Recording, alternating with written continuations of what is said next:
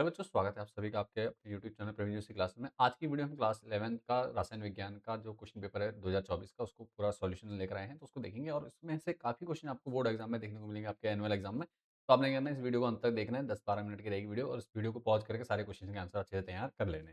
चलिए शुरू करते हैं। पहले आएगा, सबसे पहले आपका जानते हैं आप खंड का बहुविकल्पी प्रश्न आने वाला है।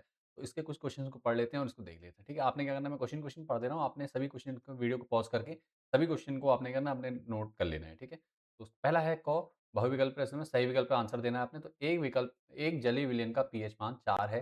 विलयन में हाइड्रोजन आयनों की सांद्रता होगी, कितनी होगी आपको बताना है। ठीक है, तो यहाँ पे इसका उत्तर जो होगा 10 की घात -4 मोल पर लीटर होगा। ठीक है, इसके बाद क्लोरीन की सर्वाधिक ऑक्सीजन संख्या प्रदर्शित करने वाला यौगिक कौन सा है इन सब में से। ठीक है, तो क्लोरीन की जो सबसे अधिक वो करेगा, ऑक्सीजन संख्या प्रदर्शित करेगा, वो है क्लोरीन की सबसे अधिक ऑक्सीजन संख्या कौन कर रहा है, क्लोरीन।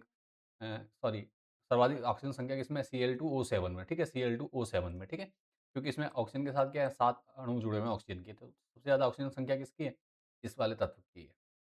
इसके बाद है स्थान समवायवता प्रदर्शित करते हैं, क्या करते हैं बताना है, तो एल्कीन। ठीक है, कौन करते हैं, एल्कीन करते हैं। ठीक है, जिंक और तनु हाइड्रोक्लोरिक अम्ल के साथ एल्किल हैलाइडों के अपचयन का बढ़ता क्रम कौन-सा होगा, ये बताना है। ठीक है, एल्किल हैलाइडों का बढ़ते हुए क्रम का डिटेल दिया है, तो ये हो जाएगा आरसीएल, आरबीआर और आरआई, मतलब क्लोरीन, ब्रोमीन और आपके आयोडीन। इस प्रकार से क्या होगा, क्रम बनेगा इसका। ठीक है, किसके साथ, एल्कली हैलाइडों के साथ। ठीक है, एल्कली के साथ, ये चीज़ का ध्यान देंगे आप। उसके बाद 19 के 40 और 20 के 40 आपस में है, क्या होंगे, ये समभारिक होंगे। ठीक है, क्या इनका द्रव्यमान बराबर है, देखो 40 और 40, ठीक है, इनका द्रव्यमान बराबर है, तो ये क्या कहलाएँगे, समभारिक कहलाएँगे। ठीक है, परमाणु क्रमांक तो भिन्न है, इसलिए समभारिक। अगर परमाणु क्रमांक सेम होगा तो ये क्या होंगे, समस्थानिक कहलाएँगे। ठीक है, इसी प्रकार निम्नलिखित में से कौन-सा अम्लीय है, कौन-सा अम्लीय है बताना है इनमें से। तो ऑप्शन दिया हुआ है, आप यहाँ से देख लेंगे। SiO2, ठीक है, सिलिका ऑक्साइड जिसे कहते हैं, SiO2 आंसर दिया हुआ है। इसका निम्नलिखित आबंधों में से सबसे दुर्बल आबंध किसका होगा, तो हाइड्रोजन बंध का। ठीक है, किसका होगा, डी, ऑप्शन डी है, हाइड्रोजन बंध का। क्लियर है, उसका CO2+। ठीक है, इसमें 2 जुड़े हुए हैं, Z बराबर 27 में अयुग्मित इलेक्ट्रॉनों की संख्या कितनी हुई, तो आंसर है 3। ठीक है, बाकी एक्सप्लेनेशन दे रखा है, आपने यहाँ से पढ़ लेना है। खंड ख निश्चित के प्रश्न देख लेते हैं। इसमें आपको एक-एक नंबर में देने असर्शन रीजन वाले क्वेश्चन दिए गए, तो इनको आपने पढ़ लेना। अभिकथन पढ़ लेते हैं। झ में सोडियम धातु पर क्लोरीन गैस की अभिक्रिया से बना सोडियम क्लोराइड एक स्थायी यौगिक है। ठीक है? तो ये बात सही है। दूसरा कह रहा है ऐसा इसलिए है क्योंकि सोडियम क्लोरीन के निर्माण में सोडियम और क्लोरीन आयन अष्टक प्राप्त करते हैं। ये भी सही है, दोनों बात सही है। अर्थात क्या हो जाएगा, आपका कहते हैं ए भी सही है, आर भी सही है। अब दोनों को साथ में बीच में क्योंकि लगा लेंगे। सोडियम धातु पर क्लोरीन गैस की अभिक्रिया से बना सोडियम क्लोराइड एक स्थायी यौगिक है, क्योंकि ऐसा इसलिए है क्योंकि सोडियम क्लोराइड के निर्माण में सोडियम और क्लोरीन आयनक अष्टक प्राप्त करते हैं। तो ये भी सही है, आर ए की व्याख्या कर रहा है, तो इसका मतलब क्या हो जाएगा, ऑप्शन ए सही होगा। ए और आर दोनों सत्य हैं तथा आर ए की सही व्याख्या करता है। ठीक है, इसी बार अगला देख लो। हैलोजन में फ्लोरीन सर्वोत्तम ऑक्सीकारक है। ठीक है, तो आपको बताना है, तो ये सही है। हैलोजन में जो फ्लोरीन है वो सब सर्वोत्तम ऑक्सीकारक है, तो बिल्कुल सही है। उसका कारण पढ़ते हैं। फ्लोरीन सबसे अधिक विद्युत ऋणात्मक परमाणु है, ये भी क्या है, सही है। इसका मतलब ए और आर दोनों सही हैं। ठीक है, और साथ में क्या हो जाएगा, जब ए और आर दोनों सही है तो आर ए की व्याख्या भी करता है, ये भी सही है। ठीक है, तो ऑप्शन ए लगा देंगे हम यहाँ पे। ठीक है, और उत्तर दिया हुआ, इसको पढ़ लेना आपने।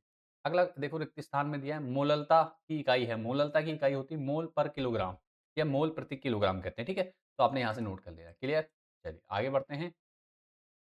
विद्युत ऋणात्मकता को परिभाषित कीजिए। उत्तर दिया हुआ है, आपने पढ़ लेना। विद्युत ऋणात्मकता क्या होती है, इसके बारे में। ठीक है, इसका निम्नलिखित अम्लों को उनकी बढ़ती अपचायक क्षमता के क्रम में लिखिए। HCl, HI, HBr और HF। ठीक है, तो इनकी बढ़ती हुई क्रम में ये लिखा हुआ है, HF, HCl, HBr और HI। ठीक है, इनकी क्या, अम्लों की बढ़ती हुई उपाचयता। ठीक है, चलिए आगे है। सम इलेक्ट्रॉनिक की स्पीशीज क्या है, उत्तर पढ़ लेना है आप लोगों ने। कौन कौन से उदाहरण में सोडियम, नियोन, इनमें क्या है, 10-10 इलेक्ट्रॉन। ठीक है, इस प्रकार से आपने देख लेना। आगे बढ़ते हैं। खंडगांव अति लघुत्तरीय प्रश्न, इसमें 2 से 3 लाइन के अंदर आपको उत्तर देना होता है ज़्यादातर। इसमें हमने दे रखे हैं आपको उत्तर। क्वेश्चन नंबर देख लीजिए। निम्नलिखित बॉर्ननेस्ट अम्लों के लिए संयुग्मी क्षारक संचारक कौन से हैं। ठीक है, संयुग्मी क्षारक कौन क्या है होगा, तो संयुग्मी क्षारक क्या क्या होगा देख लो। हटाने पर क्या होगा, SO4 बन जाएगा और यहाँ पे HF में F माइनस बनेगा। ठीक है, ये हो जाएगा, H हटाने पर हो जाएगा। क्लियर, उसका 7 है Al plus Si plus 3p में 3p कक्षक में अयुग्मी इलेक्ट्रॉन होते हैं।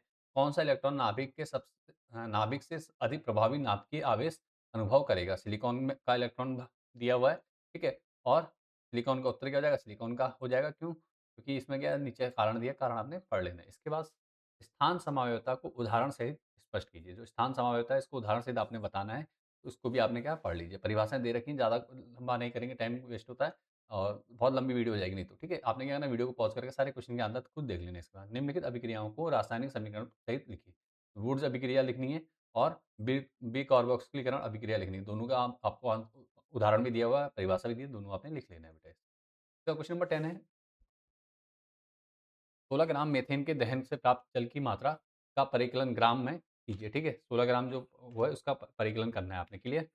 इसके बाद नीचे आंसर सॉल्यूशन आपने पूरा देख लिया। उसके बाद पी और डी ब्लॉक के तत्वों के सामान्य बाह्य इलेक्ट्रॉनिक विन्यास लिखे। तो सामान्य बाह्य इलेक्ट्रॉनिक विन्यास पी के क्या होंगे?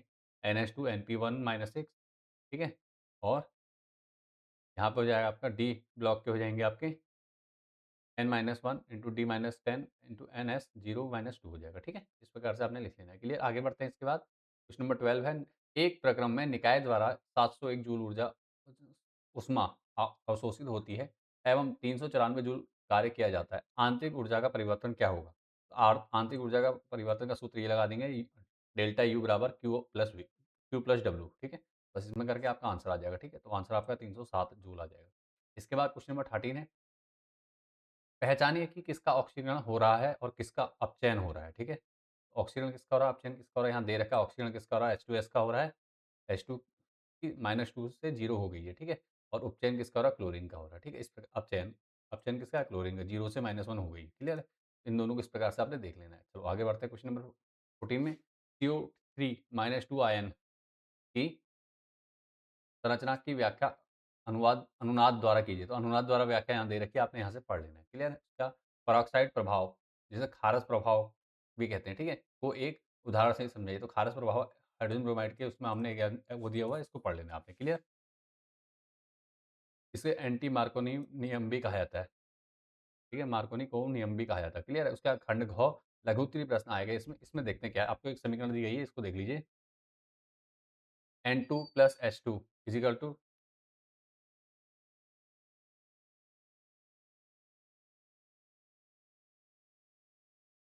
तो यहाँ से आपने देख लेना समीकरण question number 16 N2 + 3H2 = 2NH3 + Q calorie ऊर्जा दे रखी है, ठीक है? अमोनिया का निर्माण किन परिस्थितियों में अधिक होगा बताना है आपको, ठीक है? तो नीचे दे रहा है ला से ये का जो नियम है उसके हिसाब से, ठीक है? ला सेथिलिए के नियम के हिसाब से उच्च दाब, कम ताप पे क्या होगा? सबसे अधिक उत्पादन होगा, ठीक है? उसके बाद क्वेश्चन नंबर 17 रेखांकित तत्व की ऑक्सीजन संख्या क्या होती है आपको बताना है, ठीक है? तो रेखांकित का क्वेश्चन पेपर में दी जाए, क्वेश्चन पेपर का मैं आपको पीडीएफ दे दूँगा, नीचे लिंक से आप डाउनलोड कर लेना। ठीक है? क्वेश्चन पेपर भी आपको पूरा मिल जाएगा ताकि आप क्या कर सकते हैं यहीं से पूरा क्वेश्चन अच्छे से तैयार कर लो। इसमें से आपके काफ़ी क्वेश्चन आपको देखने को मिलते हैं बोर्ड एग्ज़ाम में, तो क्या करना है आपको इसको अच्छे से तैयार ज़रूर कर लेना है, ठीक है? बीच में छोड़ना नहीं है आपने।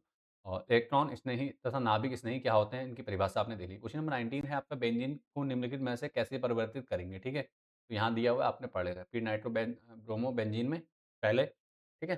कैसे करना है और उसके बाद क्या करेंगे, ठीक हो गया? इसके बाद आगे अगला क्वेश्चन, क्वेश्चन नंबर 20 है सोडियम सल्फेट में द्रव्यमान प्रतिशत की गणना कीजिए। जो सोडियम सल्फेट है उसका द्रव्यमान प्रतिशत की गणना करनी है। सोडियम सल्फेट और ऑक्सीजन के तीनों के निकालोगे आप, अलग है ये निकल जाएगी, ठीक है? सिंपल है, द्रव्यमान प्रतिशत और मोलर द्रव्यमान कैसे निकाला जाता है ये सब मैंने आपको सिखा रखा है पहले, अलग से सेपरेट वीडियो बना रखी है। उसका लिंक भी मैं आपको उसमें डिस्क्रिप्शन में दे दूँगा, आप वहाँ से कर लेंगे तैयार, ठीक है? उस वीडियो को भी ज़रूर देख लेना ताकि अगर कोई डाउट है आपको मोलर द्रव्यमान निकालने में, द्रव्यमान प्रतिशत निकालने में, तो वहाँ से आप सीख जाओ ईज़िली। इसके बाद अयुग्मित इलेक्ट्रॉनों की संख्या कितनी, ठीक है? अयुग्मित इलेक्ट्रॉनों की संख्या आपने बतानी है, यहाँ दी हुई है, यहाँ पढ़ लेना है आपने, ठीक है? इसका कारण से स्पष्ट करना है, क्वेश्चन दिए हुए हैं, इनको देख लो। हैलोजन की इलेक्ट्रॉन लब्धि एम्पैथली सर्वाधिक ऋणात्मक होती है क्योंकि उनमें अष्टक पूरा करने के लिए केवल 1 इलेक्ट्रॉन आवश्यक होती है, ठीक है? और ये उसका आंसर दिया हुआ है। अच्छा, ये आंसर ही दिए हुए हैं, क्लियर है? यहाँ पे स्पष्टीकरण के लिए प्रश्न आपको क्या करना है, क्वेश्चन पेपर से देंगे, ये हमारे आंसर दिए हुए हैं, ठीक हो गया?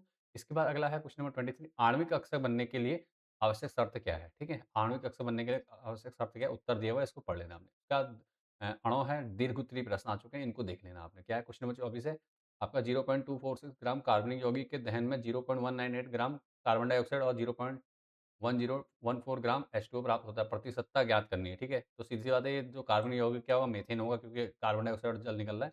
बाकी हमने फॉर्मूला दे रखा है, यहाँ से आपने पूरा पढ़ लेना है, ठीक है? कार्बन और हाइड्रोजन की, तो यहाँ से प्रतिशत निकल रहा है, तो सीधे प्रतिशत निकाल देना है आपने। सारा कुछ यहीं दिया हुआ है, सभी फॉर्मूले दिए हुए हैं, यहाँ से कर लोगे, ठीक है? अगला है सोडियम संलग्न निष्कर्ष क्यों बनाया जाता है, ठीक है? तो नीचे उत्तर दिया है, इसको आपने पढ़ लेना है। इसके बाद अगला अथवा में एक और के ऊपर है, क्वेश्चन दिया हुआ है, पेपर क्रोमैटोग्राफी का सिद्धांत, ठीक है? यह वितरण क्रोमैटोग्राफी क्या होती है, इसके बारे में बता रखा है हमने। ठीक है? इसको देख लेना। उसका आईयूपीएसी नामकरण करना है आपने। आईयूपीएसी नामकरण के लिए आपको 2 तत्व दिए रहेंगे, कम से कम 2 के आपने उत्तर देने हैं। आईयूपीएसी नामकरण आपको आना चाहिए। तो पहले का नाम देख लीजिए क्या है? 3,4 डाइइथाइल 7 मेथिल ऑक्टेन, ठीक है? ये आपका क्या है? आईयूपीएसी नामकरण करना है इसका। उसके बाद अगला दिया हुआ है, अब प्रश्न में संरचनाएँ दे रखी हैं, वहाँ से ध्यान दे लेना, ठीक है? प्रश्न पेपर जो आपका क्वेश्चन पेपर है उसमें मिल जाएगा आपको, यहाँ से आपको नाम दे दिए मैंने। बाकी आईयूपीएसी नामकरण में भी मैंने एक डिटेल वीडियो बना रखी है, उसको भी आप देख सकते हैं, वहाँ से आपको क्या होगा, काफ़ी हेल्प मिल जाएगी, ठीक है? उसका भी लिंक मैं दे दूँगा वो। उसके बाद है 25 ऊष्मगतिकी के निकाय परिवेश से आप क्या समझते हैं? ठीक है? उत्तर को आपने पढ़ लेना है, ऊष्मधारिता और उसके बारे में बता रखा है, सब यहाँ से पढ़ लेना है, ठीक है? एक अब आता है क्वेश्चन नंबर 26 जो कि केस स्टडी पे आधारित है, गद्यांश के आधार पर उत्तर देना है आपने। एल्केन का सामान्य सूत्र बताना है, ठीक है? CnH2n होता है, तो गद्यांश आपको क्वेश्चन पेपर में मिल जाएगा। उसके बाद 3 क्वेश्चन दिए, इन तीनों के एल्किल एल्डिहाइड से एल्केन बनाने की विधि का रासायनिक समीकरण दीजिए। तो ये वुड्स अभिक्रिया का ही समीकरण है, इसको भी देख लेना है। तो ये ध्यान रखिए कि वुड्स अभिक्रिया आपका सबसे ज़्यादा पूछा जाता है एग्ज़ाम में, तो आपको अच्छे से तैयार ज़रूर कर लेना है, ठीक है? इसके बाद निम्नलिखित एल्केनों को उनके बढ़ते हुए क्वथनांकों के क्रम के में व्यवस्थित कीजिए। उम्मीद करता हूँ सारे क्वेश्चन आपने देख लिए हैं, सभी क्वेश्चन के आंसर आपको मिल जाएँगे यहाँ से। आपने एक-एक क्वेश्चन को अच्छे से तैयार कर लेना है, इससे काफ़ी क्वेश्चन आपको देखने को मिल जाएँगे। अगर आप तक कुछ नहीं भी पढ़ा है, तो भी आपने अगर पिछले साल के 1-2 क्वेश्चन पेपर कर लिए अच्छे से, तो आराम से 50-60% आपकी बन जाती है, क्योंकि 30% के आस-पास नॉर्मली आपका पिछले ईयर के क्वेश्चन पेपर आपको रिपीट कर हो जाते हैं। ठीक है? तो आपने अच्छे से तैयार कर लें। किसी प्रकार का किसी क्वेश्चन को लेकर के डाउट है, कमेंट कर दीजिए। मैं आपको नेक्स्ट वीडियो में उसका कमेंट का डाउट भी क्लियर करवा दूँगा। बाकी मिलते हैं नेक्स्ट वीडियो में। Thanks for watching this video. आपके एग्ज़ाम के लिए ढेर सारी शुभकामनाएँ। Bye and take care.